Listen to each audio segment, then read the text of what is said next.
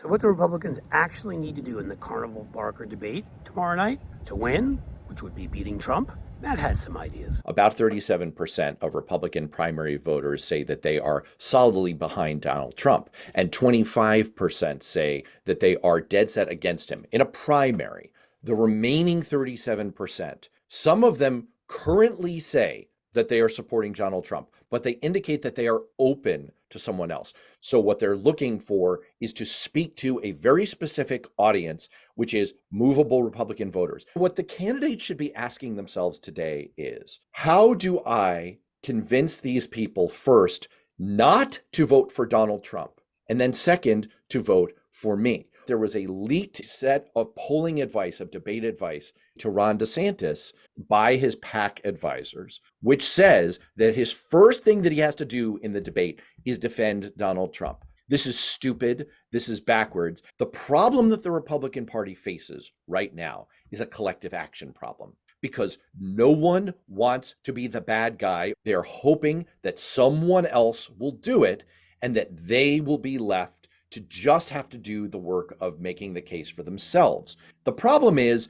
no one else is going to do this for you, schmucks. It's the Homer Simpson trash commissioner line. Who should handle all your dirty jobs? Someone! No one wants to go in and do the dirty work of trying to stop Trump. But make no mistake, those voters do need to hear the case. One of the biggest problems that the Republican Party has had so far is that no one has presented themselves as an attractive alternative. Just look with your own eyes. For anyone who's still kidding themselves with this bullshit, lazy media narrative that these indictments are helpful for Trump, just look at his national polling average and look at Ron DeSantis's.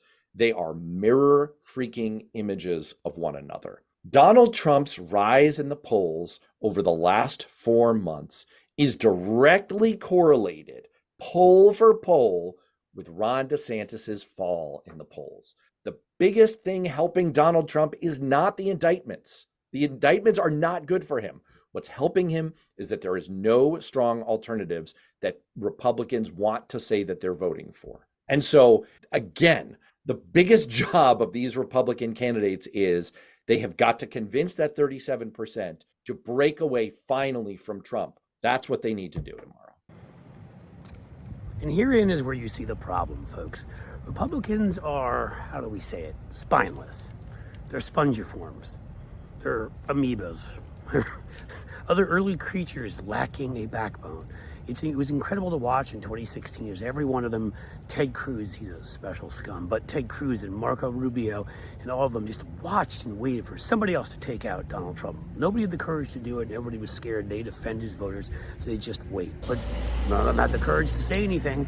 They just figured he'd flame out or something would happen. And here we are again right now. They're always scared of Trump, and they let him, as time goes on, gain more and more and more of a hold on their party to where they can't do anything anymore. It's been the story since the beginning.